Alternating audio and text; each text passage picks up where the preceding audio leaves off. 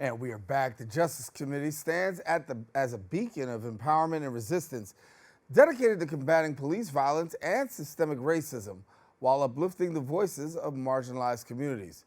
Their mission focuses on empowering low-income Latinx and other people of color to address these critical issues. And we've got now the Justice Committee's Director of Development Operations, Yul-San Liem, and Families Organizing Intern, Samy Feliz, and thank you so much for joining us. Thanks for having us. Glad to have you. And so, as we talk, Yul-San, I'll ask you first of all, give me a little bit about the Justice Committee's, some of the mission and the initiatives you're working on. Sure. Thanks again for having us. I'll start out by saying that this year is the Justice Committee's 40th anniversary, so we're very excited to be celebrating that. Since the 1980s, we have been organizing to end police violence and systemic racism in New York City.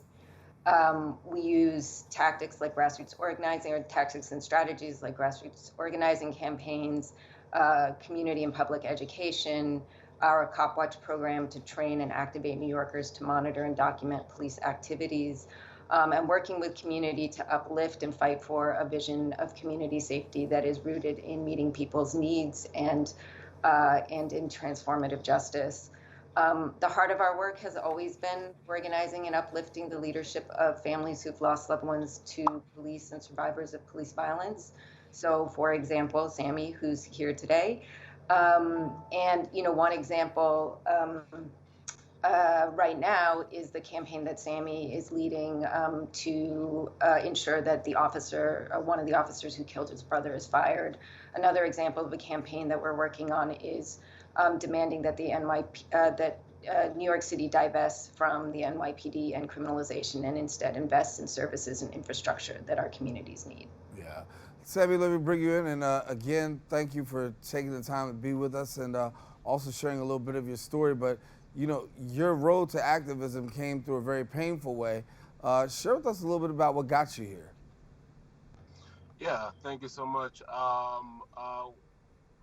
The reason why I'm here and the reason I got thrusted into this role is because on October 17th of 2019, my brother was murdered by NYPD, and he was unjustly stopped in his car.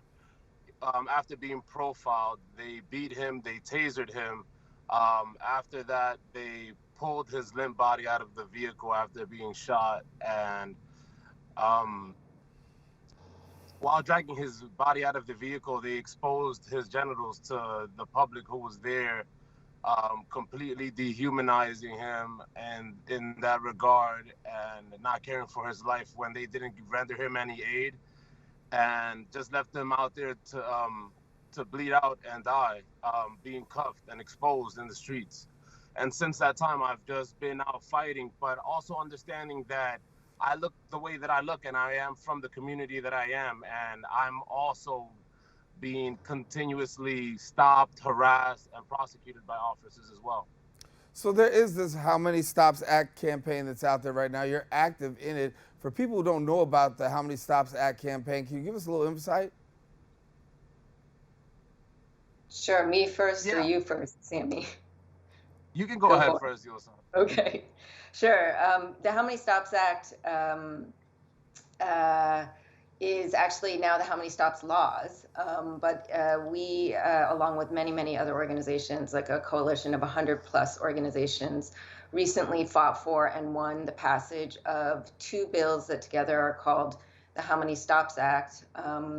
They are meant to ensure that the public and the city council have access to data to give us a full picture of the NYPD's most common police actions in our communities, so consent searches and street stops and investigative encounters. We have been waging this campaign since last year. At the end of the year, we won. The bills were passed, but then the mayor vetoed one of the 2 bills, and then we just, at the end of January, successfully overrode the mayor's veto. So the bills are now law. We are, of course, the NYPD has until the fall to implement them, and so we are now fighting to make sure that the NYPD fully implements both laws properly. Yeah. And, talk to me a little bit, Samy, about yourself. And as we look at these laws coming into passage, it's got to give you some sense of relief to know that activism, legislation, and really hitting the streets to create awareness works. Yeah, definitely super proud of the way that we were able to come together. I was just one of 28 families who signed to ensure that we were able to not only pass but override also the mayor's veto of the How Many Stops Act. And for us, it isn't too much about politics. It's more about the safeties of families out there and ensuring that we don't have a repeat case of what happened to my brother or what happened to other New Yorkers as well in the hands of police violence. And so, as we look around, we got a lot of things that are going on in our community in terms of challenges with the NYPD. I know that talking about the NYPD and mental health and really dealing with the mental health response, not seeing them be a part of that. Give us a little bit, Yul-San, about where we are there, because this is an alternative crisis, and people are struggling out there. And as they're struggling out there, I want to ask the question about this crisis and how can we better suit those who may be going through a mental health crisis without the intervention of the NYPD. Right. Yeah, thanks for asking that, and you're absolutely right that we our communities are struggling and suffering under multiple crises, and mental health is certainly one of them. To answer the question, I want to tell quickly the story of Mohammed Ba, who was killed in his home in 2012. He was struggling with mental health and physical health. His mother flew all the way from Guinea and to try and get him some support. Ultimately, she called 911 for an ambulance because that's what people were advising her to do. The NYPD showed up in tactical gear. Often, the NYPD's protocol when there's somebody who's in emotional distress is to send the emergency services unit, which is the NYPD's name basically for a SWAT team. So they had bulletproof vests, they had all sorts of equipment, they had big guns. They ultimately busted in, shot and killed Mohammed. The last shot was fired at close range to his head while he was on the ground, so execution style. I think it's important to say that before Mrs. Ba called 911, she was actually calling around trying to find services for her son, and she couldn't find any. So 911 was the last resort. So then if you just flip it and think about what would have happened, first of all, if Mrs. Ba and her son had access to resources that they need, if there was language access so that she was able to also communicate with the services, because at the time, she had just come from Guinea. It might not have even gotten to that crisis point. We might not have even needed a crisis response. But then let's say it still got there. Imagine what would have happened if the people who showed up were not cops that basically looked like they were going to war, but instead peer crisis response counselors, people who have already been through mental health crisis themselves, know what the experience is, and are trained to treat somebody who's dealing with crisis with dignity, respect their humanity, and to work with them to figure out what it is that they need. That's the kind of system that we're fighting to set up, and ultimately we need to completely remove the NYPD from being involved in this kind of situation, or we're only going to see more deaths. Yeah. Samy, let me bring you in and talk a little bit about this here, because having those people out there that are not NYPD, they're credible messengers, and they have the opportunity really to mitigate a situation, but unfortunately, they're not given the full privilege because the NYPD still has intervention, and we know and we've seen cases where mental illness has taken a fatal turn simply because people were unable to de-escalate or to be able to discern what to do. Yeah, and that's sad that continues to happen within our community when we have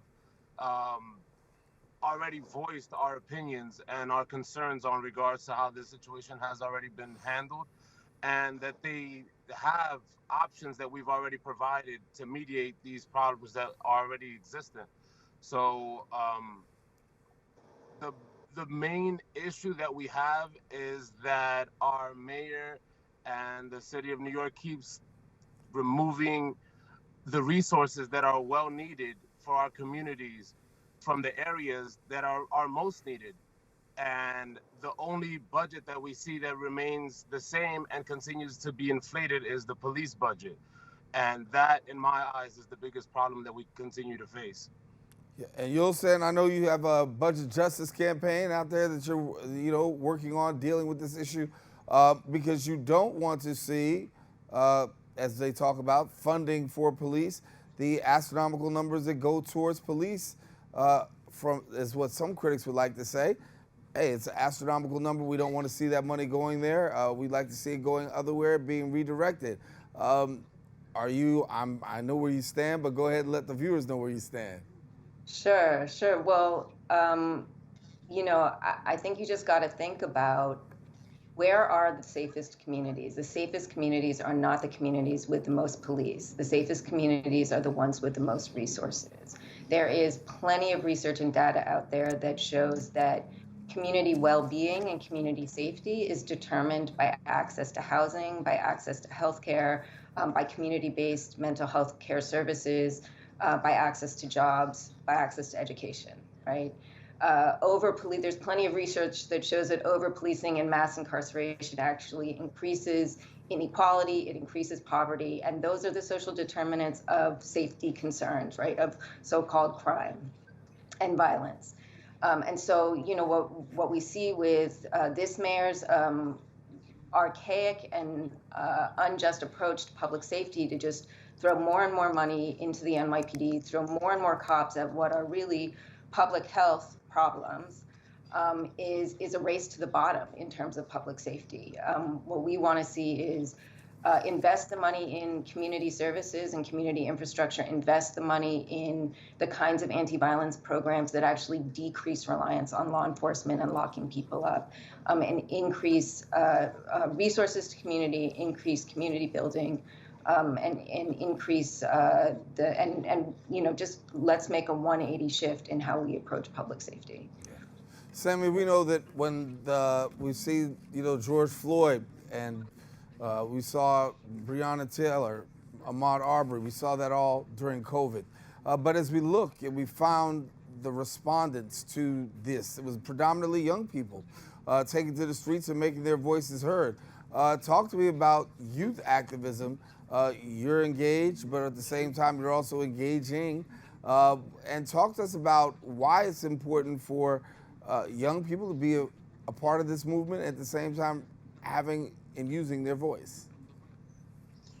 Yeah, I find it to be extremely important, not only for the youth, but all demographics to feel like they have a voice and they have something they can add to the movement. All sides of experience and all knowledge is always welcome when it comes to the movement, because every attribution is going to be a help to what we want to achieve. And no matter your age demographic, but everyone has a goal and a vision on what they feel that their community not only needs, but how it should be thriving. And it's on all of us to continue that fight and ensure that we hold still and we hold together when it comes to proactively fighting, not only for the needs that we need within our own communities, but what we need for a city as well. So, Yul-San, how can people take part and join the movement, if you will? Well, first of all, I will just shout out, we're celebrating our 40th anniversary on May 16th. We'll be at Brick. And so we hope that folks will join us there, get to know the Justice Committee more. You can find out more on our website or at bit.ly.jsm40. But also just let us know. I mean, we are, the Justice Committee's membership is open to New Yorkers of color who care about these issues, are aligned with our mission. Email us at info@justicecommittee.org, go to our website, justicecommittee.org, find us on social media. If we're not the right organization for you, plug into another one. We'll help you find another one. But get in touch and get involved. And as Samy said, there's a role for everyone to play. And if there's a family out there and they've been affected by police violence, they really just don't know how to navigate, because that is a lonely place to be in, where people just don't know where to go. What should they do? Sam, you want to take that? Yeah, they should feel free to reach out to us at Justice Committee, or even reach out to people within their own community that are proactively looking to help. In every which community that I visited, there's always been somebody proactively looking to fight for a good cause, and we all have intersections in which we meet. So if it's not directly coming through Justice Committee, we will eventually touch paths. I offer myself as well as a resource. Definitely reach out to me if you want more personalized, experienced, of course, somebody that has gone through something similar as you. Definitely feel free to reach out to me at Brian189 at Instagram, or at justicecommittee.org. They'll definitely navigate to directly speak with me, and I definitely hope that I can be an asset to your cause. Yeah, Yul-San, you get the final word. What do you want people to know? It's going to take us all. There's a lot of work to do. We are our communities are really struggling under a mayor who has, as I said before, an archaic and abusive approach to public safety. But our communities are strong and resilient. You know, we just got the How Many Stops Act victory. We're gonna fight to get Lieutenant Jonathan Rivera fired for killing Alan Feliz. And it takes a village to raise a movement and a vision for real community safety. Yeah, well, thank you both for sharing, Samy. Yul-San, appreciate having you. I'd certainly love to have you back on the show. Keep up the great work, and hopefully we'll get a chance to connect soon. Thank you. Take care. All righty. Taking a quick break. We'll be back with more right after this.